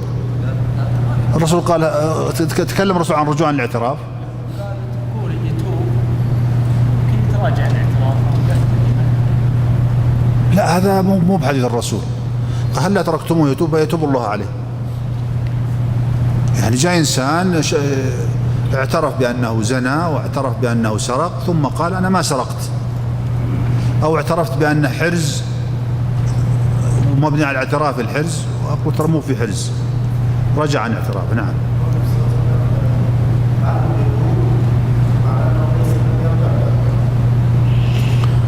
لا، أقول ينازع بعض الفقهاء بأن قوله هل لا تركتموه يتوب فيتوب الله عليه أنه ليس الدليل على جواز الرجوع عن الاعتراف، وهذا صحيح. اعتراف الصحيح، ولو جاء مرة أخرى وقال أقيموا علي القصاص الحد، أقمنا عليه الحد. فما علاقتها فالأقرب والله أعلم أنه لا يجوز الرجوع عن الاعتراف إلا لشبهة. الشبهة إكراه مثلا، مكره، إلجاء مثلا، ألجئ إلى هذا الاعتراف، أحيانا يدفع فيها بعض الخصوم، أحيانا يقول أنا ألجأت إلى هذا لعداوة بيني وبين المحقق مثلا، ثم تثبت هذه العداوة، فالقاضي يلغي الاعتراف، بينه وبين عداوة وبينه وبين أشياء وملاسنات وأثبتها عند القاضي ألغى الاعتراف الذي أخذ عن طريق هذا المحقق وحكم فيها وانتهت على هذا الأمر. فهنا في شبهة وجود العداوة بينه وبين المحقق، عداوة حقيقية ومشهود عليها ومعروفة قبل، ولا الأصل في المحقق، في الهيئة، رجل الهيئة، في رجل التحقيق هو العدالة وهو الصدق. لكن لو ثبتت ما يجب رفع يد المحقق عنه، كان الاعتراف المار بين يديه غير مقبول، بل القاضي بكبره يا أخوان ترفع يده عن القضية ولا لا؟ إذا كان له علاقة مع أحد الخصمين يسمى رد القاضي عن نظر القضية، ولو حكم فيها صار حكمه باطل. فالاعتراف دليل نعم من الأدلة، لكن تعرض عليه الشبهات، ولو كانت متوسطة أحيانا تسقط هذا الاعتراف. وكذلك الاعتراف أحيانا يأتي بالقتل اعتراف غير مفصل أولا، واعتراف لا تدعمه الأدلة المادية، ليس هناك آثار وليس هناك عينات محرزة وليس هناك شهادة ولو على قرينة وعلى شيء قريب من الحال، اعتراف مجرد ليس هناك سواه. هذا قد يكون شبهة بحد ذاته بأن لا يقبل القاضي، لا سيما في قضايا القصاص وقضايا القتل والحقوق التي بين الناس والدماء التي بين الخلق. وهذه سلطة تقديرية للقاضي، والقاضي مراقب من هيئة محكمة الاستئناف، والاستئناف أيضا مراقبة ومراجعة من قبل المحكمة العليا، فإذا صدر شيء من هذا القبيل كان حكما أو كان اعتبارا أو شيئا معتبرا. نعم.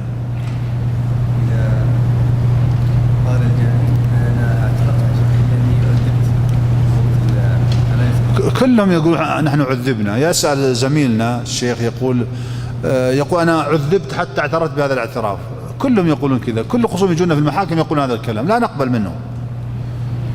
يعني أستطيع أقول نسبة عالية جدا 90% من القضايا التي فيها اعتراف حوله ما يؤيد اعترافه، وجوده في المكان، وجود اتصالات، وجود عناصر معينة مأخوذة من المكان. الاعتراف المفصل يسميه الفقهاء الاعتراف المفصل، تطابق الاعتراف بين خصمين، بين متهمين ليس بينهما علاقة، والمحقق مختلف عن هذا المحقق تماما لكن عرف فيما بعد، فيتطابق قول المتهم رقم 1 مع قول المتهم رقم 2 تماما. تفريق الخصوم، تفريق المتهمين يعرف به القاضي أيضا تطابق الاعترافات، وهكذا بحمد الله عز وجل. المجرم ومن أراد الإخلال بالأمن في الغالب أنه لا يسلم إلا أندر النادر التي لا يوجد فيها أدلة شيء من هذا القبيل، وهذا لا يؤثر في الأمن. الشيء القليل كأنه مجرم أصلا ما قبضت عليه من الأصل. لا يضرك هذا أن تقيم العدالة بين الناس، والدولة كما تفعل الآن وفقها الله وفي قضائها تقيم العدالة بين الناس، حتى لو سلم مجرم 1 من 1000 مجرم أو 10 من 1000. وحتى لو أحيانا وقع في قلبك، حتى القاضي أحيانا أنا أدري أن هذا مجرم لكن لا أستطيع أن أحكم عليه، تعرف من عيونه وتعرف من سوابقه وتعرف من أشياء، لكنها لا تكفي الحكم عليه. مثلا السابقة يقول مثلا من يدعي عليه بأنه عليه السوابق، طيب وين كان عليه السوابق؟ هذه الجريمة هل فعلها هو بنفسه أو لم يفعلها؟ أما يكون عليه السوابق أخرى هذا لا تعني شيء. السوابق قد تؤثر في العقوبة، إذا ثبتت عليه الجريمة الحالية وكان عليه السوابق نزيد عليه في العقوبة، لكن لا يحكم عليه أن له سوابق فقط مثلا، ولا تجعل من ضمن الأدلة ولا حتى من ضمن القرائن على أنه فعل. وهذه من أصول العدالة التي جاءت بها الشريعة الإسلامية. لا يؤاخذ الإنسان بفعل غيره ولا حتى بتاريخه، هو لا يؤاخذ بتاريخه إلا إذا عاد إلى الجريمة، فهنا بدل ما يعطى مثلا 5 سنوات يعطى 7 سنوات لأنه عاد إلى الجريمة السابقة أو مماثل للجريمة السابقة. نعم إن شاء الله. نعم. تحكيم، ارفع الصوت شوي. أيوة، حتى وإن كان أصل التحكيم يا إخوان لا يصح في الشريعة في أحكام الفقه الإسلامي، أو على الأقل قول الجمهور طبعا، إلا مما يصلح للقضاء. ما يصلح يحكم في القضايا أي واحد. فحتى وإن كان يصلح للقضاء ما يحكم، لأنك التحكيم كأنك أن تسلم أمرك إليه ويسوي اللي يبي، بينما القاضي لا، القاضي له أصول في طريقة المحاكمة، ولهذا حكي فيها الاتفاق في موضوع القصاص والحدود. نعم. نعم.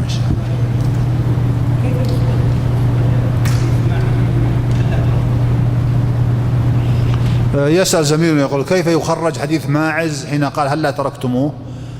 أن الإنسان إذا انسحب أثناء الدعوة خلنا يروح، هذا غاية دلالة الحديث.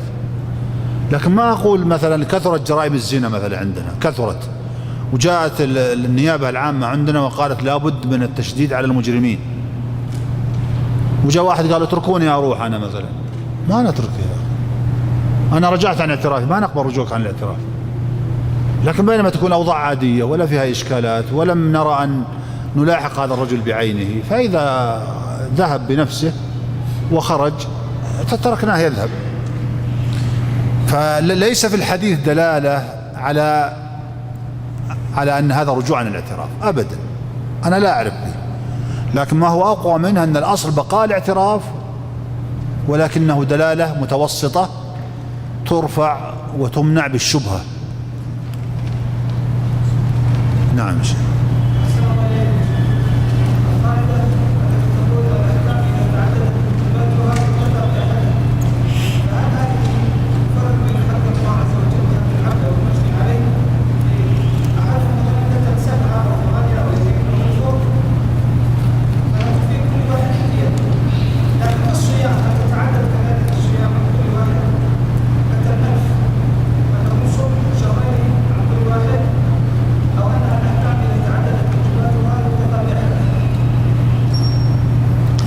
الأظهر طبعا أنه إذا حتى في الحادث الواحد، إذا كان في الحادث الواحد تلزم الدية على الجميع. إنسان في أحيانا في حافلة فيها 50 راكب ويموتون كلهم، ويكون الخطأ على السائق 100%، فهنا يتحمل دياتهم وهي حادثة واحدة، فكيف أيضا لو تعددت الحوادث؟ فحتى لو تعددت الموجبات في هذه الحالة أنا أظن أحكام الدية وأحكام الحقوق الخاصة مختلفة عن أحكام الحق العام. وحتى في السياسة الشرعية الأنظمة السعودية تعتبر كل جريمة أنت مؤاخذ عليها، ما تتداخل عندهم في حق الله عز وجل أو الحق العام في المجال الأخلاقي ونحوه. يعني إنسان تكرر منه مثلا المعاكسة وتكرر منه يعاقب عقوبة واحدة، هذا الذي يعرفه الآن في الوضع الحالي. لكن ما عداها إذا صارت جرائم مختلفة ومتنوعة ومتعددة، هذا أصلا يحاسب على كل جريمة ويحقق معها باستقلال على كل جريمة. أما الحقوق الخاصة اللي سأل عن الشيخ فالذي أراه أنها لا تتداخل مطلقا، يعني لا في ديات النفس ولا فيما دون النفس.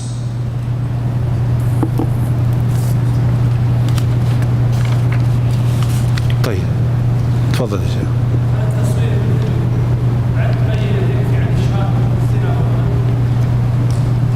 يقول زميلنا التصوير بالكاميرات الجوال والفيديو وغيرها هل تكون دليل في الزنا؟ الجواب لا، وهو الذي عليه العمل الآن في المحاكم. لا يعتبر موجب للتعزير لكنه ليس موجبا للحد، حيث يجلد البكر ويرجم الثيب بناء على تصوير فيديوي. والآن الحقيقة رأيت مشاهد عجيبة جدا في الدبلجة، هي يسمونها دبلجة ولا منتجة ودبلجة أيضا، يدخلون أصوات أيضا. المنتجة بالصور جابوا تصريح متكامل وحركة الشفاه على الأو والإي، طبعا بالإنجليزي الأو والإي، والتغيير حركة الشفاه على قدر تغير الكلام. هذا عدا أن الصوت يشابه صوت الشخص الذي نسب إليه هذا التصريح، وطبعا تصريح سياسي وليس تصريح جنائي. فكيف يقبل القاضي هذا؟ نعم أكيد الأدلة الجنائية في دول العالم وعندنا أيضا هنا عندهم نظم لعملية كشف الصوت، وحتى أجهزة متخصصة، وكشف الدبلجة وكشف المنتجة اللي تتم سواء على الصور المتحركة الفيديو أو الصور الثابتة. لكن أحيانا قد لا تفلح الأجهزة. وأذكر أكثر من مرة يعني بعث للأدلة الجنائية تقع محل إشكال أحيانا. نفس الأدلة الجنائية بمختبراتهم وخبرائهم أحيانا لا يستطيعون أن يقفوا على المسألة، مثل مسألة الخط مثلا. هم يستطيعون أن يقدروا عمر الخط. لما أقر عندي بأنها أو عفوا ادعى أحد الخصمين بأنه وقع على بياض، يقول هذا توقيعي، لكن هذا الكلام كتب بعده ب6 أشهر، فمعناها أنا ما أقريت بهذا. فبعثت الأدلة الجنائية لمعرفة الفرق بين تاريخ الكتابة وتاريخ التوقيع، فاعتذروا، قالوا الفترة يسيرة، لكن لو كان سنين طويلة استطعنا أن نقيس نسبة الرطوبة في هذا الحبر وشكله وكذلك في الحبر الثاني، نستطيع أن نعطي التحديد. فليس بالضرورة أن حتى في الأدلة الجنائية الأجنبية نفس الشيء، نفس الإشكالات، لكن أحيانا يستطيع أن يجزم لك بأن هناك اختلاف بين الخطين وحتى في التاريخ. نعم.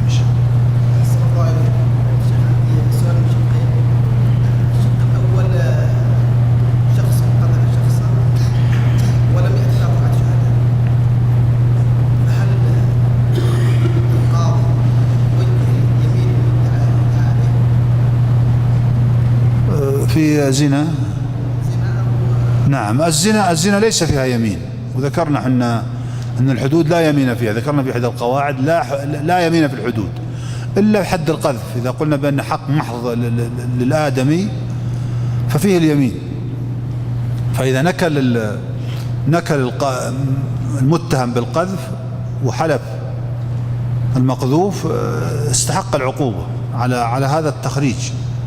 واللي أظن حتى العمل في المحاكم هنا على اعتباره مزدوج بين حق الله عز وجل وحق الآدمي، فلا يقبل فيه اليمين لوجود حق الله عز وجل فيه، وهذا الذي عليه العمل وهو اللي عليه المذهب.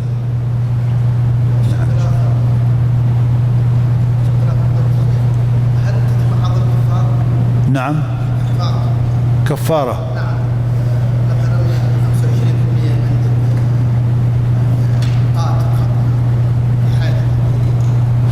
أحسنت، سؤال جيد.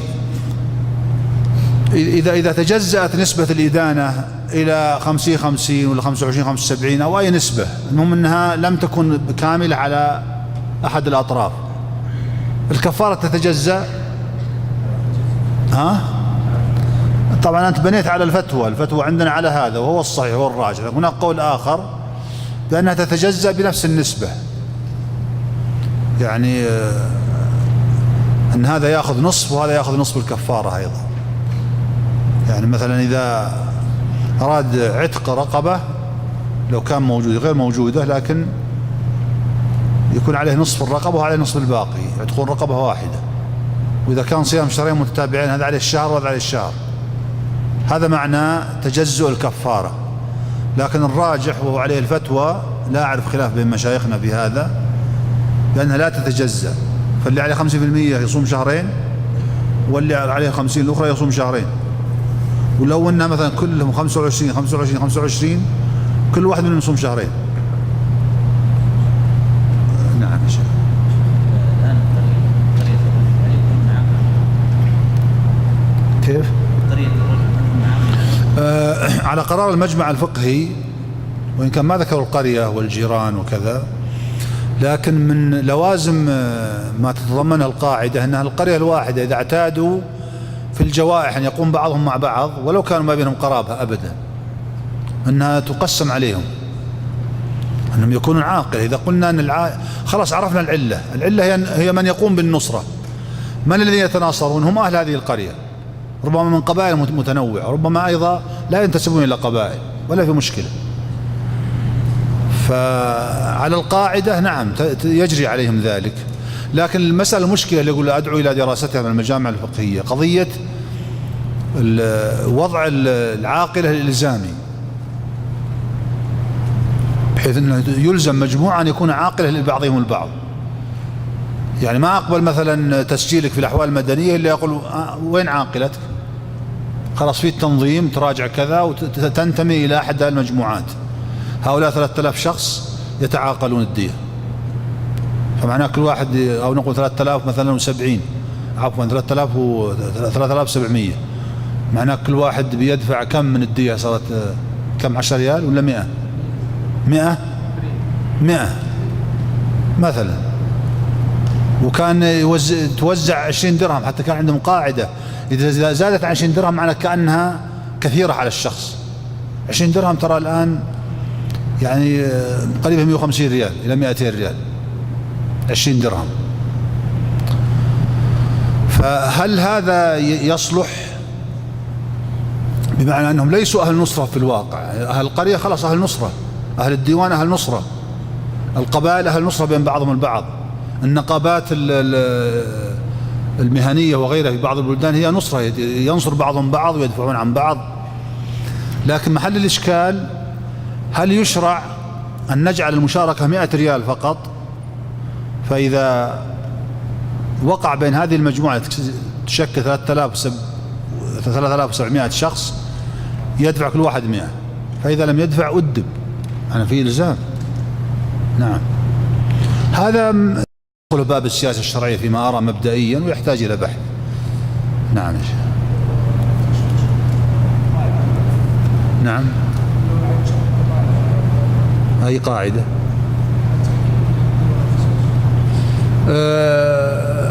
لا تحكمها في حد ولا قصاص، يعني الأصل تكون عند القضاء بس، أو صلح، تحط لك لجنة صلح يصلحون بين الناس في قضايا الحدود وقضايا الحدود. طبعا مثل القذف فقط ولا السرقة هذه عند السلطان، فيصلحون الناس ما في بأس، لكنه ما يكون فيها تحكيم. التحكيم ما هو؟ أن اثنين يختارون شخص ليحكم بينهم في قضية قتل وليس عند القضاء، هذا معنى التحكيم. فإذا لا تحكيم في القصاص، وكذلك لا تحكيم في الحدود. لكن لو فعلوا ذلك في الأموال، بينهم خلاف مالي، خلاف في مقاولة، خلاف في تجارة، خلاف في محاسبة، يجوز يحكمون بينهم شخص ويقضي بينهم شخصين أو حتى شخص واحد. نعم يا شيخ. كيف؟ الذين يأتون خارج البلاد لا يفقهون الأحكام الشرعية، يعني بعض العاملات الذين يخوضون في قضايا زنا فتعترف الشيخ مباشرة عنها، فلم يظهر لها أنه أضل الشيخ يعني ترجع عنه. هذا يبين لها في البداية شيخ أن الحكم عندنا مثلا في السعودية أنه إذا زنى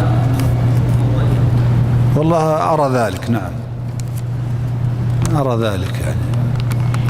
طيب لو ترى أنها تخبر أن احنا عندنا نظامنا كذا ونظام على الشريعة والشريعة تقضي بكذا وأنت متزوجة عليك كذا وكذا، هل فعلت ذلك؟ ما في معنى تلقن يعني. والله هذا خطأ المحققين الحقيقة، ويقع أحيانا من الهيئة ومن المحققين في الشرط يقع هذا، وتفاصيل يطلبونها من وإن كانت انتهت بحمد الله عز وجل، لم أعد أراها يعني في آخر عمر القضائي، لم أعد أراها بتاتا.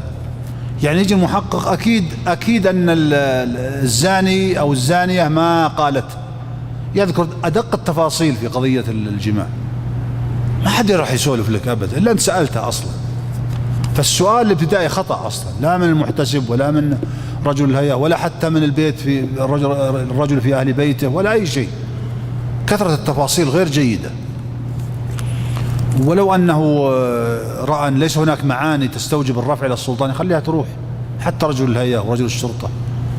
لكن هذا لا يدخل في باب جلكم الله القوادة، التغرير، الابتزاز، هذه ما فيها ستر. اللي يستر هذا مجرم، لا من أعضاء الهيئة ولا من الشرطة ولا من غيرها. كلام على لقاء عابر وقع بينهما، فما في بالضرورة أنك تفرح بهذا ثم تنقل المحاضر لا على الرجل ولا على المرأة. لكن أحيانا رجل الهيئة يرى وهو صحيح، يرى أن الذي ابتز ومو ابتز عفوا، الذي يعني استدعى وأوقع بل نظم بل يكون أحد الطرفين، فالشخص اللي تسبب يحوله للقضاء ويطلق الباقي سواء كان رجل أو امرأة. المرأة هي تبحث وهي اللي تغري، فهذه تحال لأنها ستؤذي غيره أيضا، خلاف اللقاء العابر تؤذي الناس في الأسواق وتؤذي الناس في المجامع. وأحيانا العكس، يكون هذا دور الولد أحيانا، فأحيانا يفرق يقول هذا يحال لأنه أذاه متعدي، وهذا لا يحال لأنه مغرر به، وهكذا. هذا الحكمة في التعاطي مع هذه القضايا عند القبض عليها. ولهذا مسائل الترويج الخمور وترويج المخدرات وكذلك الدعارة والقوادة، هذه ما لها علاقة بموضوع الزنا. الزنا الذي يوصف به هو أن يقع بين اثنين من غير أي أوصاف أخرى.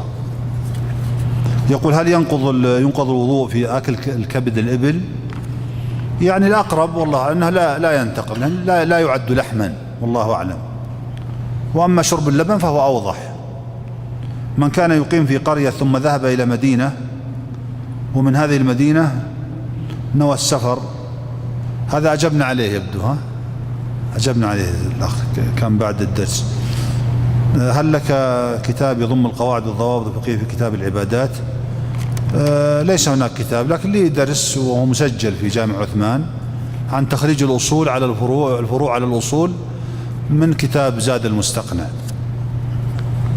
وهو الآن سيعد للإخراج على شكل مطبوع بإذن الله عز وجل. يقول كيف تم تقدير الدية بالنقد في المحاكم؟ بناء على أقيام الإبل في المتوسط، لا يأخذون الأموال لتدخل المزاين كما يقولون والمتميزة جدا، ولا يأتون باللحم القليل والسن الصغير. أخذوا المتوسط وانتهوا إلى هذا، واجتهاد في محله إن شاء الله عز وجل.